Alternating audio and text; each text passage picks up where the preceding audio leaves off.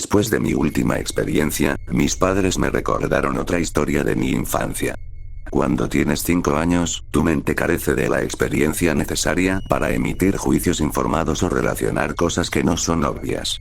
Con el paso de los años, los detalles se vuelven confusos y se olvidan. El otro día, cuando hablé con mis padres, me despejaron las telarañas que enterraban esta historia. Ahora recuerdo con demasiada claridad la historia de Gurgles y Bugman. Ese año yo había empezado el jardín de infantes. Todos somos amigos cuando tienes 5 años, así que no me faltaban compañeros de clase. Pero como vengo de una familia pobre, no podía verlos mucho fuera de la escuela. Mis padres pasaban todas sus horas de vigilia tratando de llegar a fin de mes y no tenían tiempo para llevarme de casa en casa.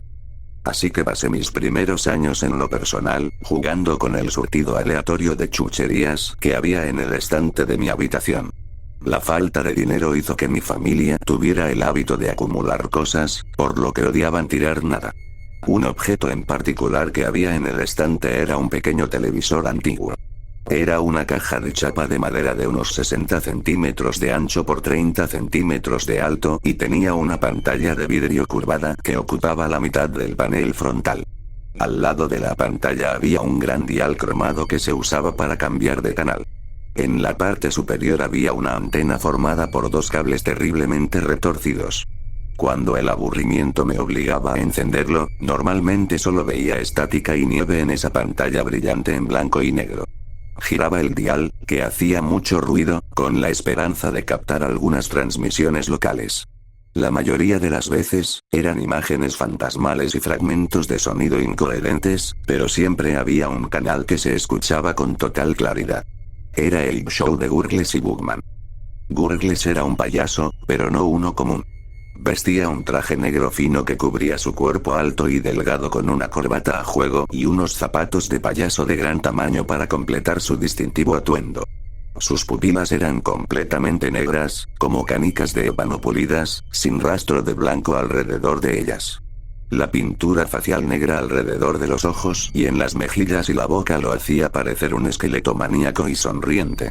Era solo la loca mata de pelo rizado que brotaba de los lados de su cabeza lo que le daba un aspecto más humano. Por mucho que me asustara Gurgles, Bugman me daba más miedo. Era bajo y rechoncho, como un enano jorobado, con una capa oscura. Tenía prótesis que le cubrían los ojos para que pareciera una mosca y una boca que giraba 90 grados y se abría de un lado a otro.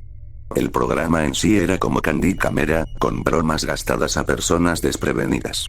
Siempre comenzaba con Gurgles y Bugman escondidos en la casa de alguien. Gurgles miraba a la cámara, mirándote fijamente, con su dedo huesudo tocándose los labios. Cuando la estrella desprevenida del programa aparecía a la vista, comenzaba a sonar una pista de risas.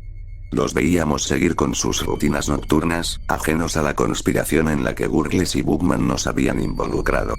Los veíamos preparando la cena, o en el salón viendo la televisión con su familia, o haciendo tranquilamente sus deberes.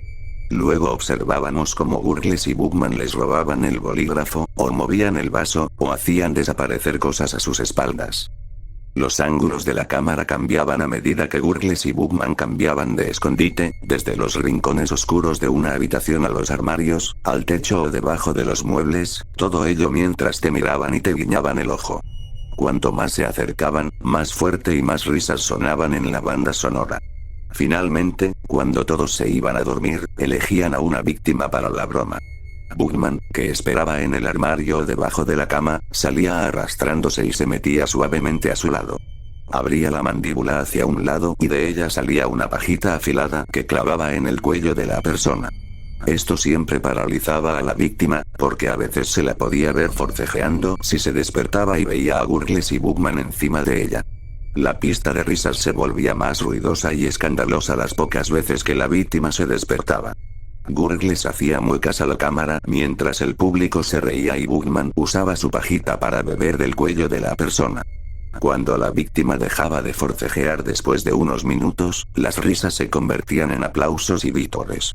Cuando Bugman había terminado, la cara de Gurgles llenaba toda la pantalla con su sonrisa increíblemente amplia y de dientes afilados. Luego susurraba: «Nos vemos de nuevo pronto». La forma en que esos ojos completamente negros atravesaban la pantalla siempre me daba escalofríos. Odiaba el programa, pero siempre tenía miedo de acercarme al televisor cuando estaba encendido. Un día, el televisor desapareció misteriosamente de mi habitación. Mis padres le dijeron a mi yo de 5 años que lo habían vendido para pagar algunas cuentas. Lo acepté sin cuestionarlo. Me alegré un poco de que se hubiera ido. Pero ayer, cuando les pregunté por ese televisor nuevamente, intercambiaron miradas nerviosas y luego llenaron algunos espacios vacíos de mi infancia. A mediados de ese año, Derek, un compañero de clase al que no conocía muy bien, murió en circunstancias horribles. Fue asesinado en su cama con una puñalada en el cuello. Nunca se encontró evidencia de un robo, por lo que sus angustiados padres fueron detenidos como los principales sospechosos. Ellos negaron todas las acusaciones en su contra. En ese momento, la señora Nolan, mi maestra, le dijo a nuestra clase. Al parecer, le expliqué que Derek no podía estar muerto porque lo había visto a él y a su familia en el programa Gurgles and Bookman el día anterior. Cuando la señora Nolan les mencionó a mis padres lo que había dicho, inmediatamente sacaron el televisor de mi habitación, lo llevaron a un depósito de chatarra y lo quemaron hasta dejarlo en cenizas y metal fundido. Ese televisor estaba en mi habitación porque siempre había estado roto. Nunca lo enchufaron durante todo el tiempo que estuvo en mi estante. Lo que vi en esa pantalla no era de ningún canal. Así que esa es mi historia de Gurgles y Bookman. Aunque no estoy seguro de si ese es realmente el final. Después de todo, Gurgles y Bookman todavía realizan su espectáculo nocturno para algún espectador desprevenido, en algún lugar de este mundo. Y si es así, ¿quién será su próxima estrella?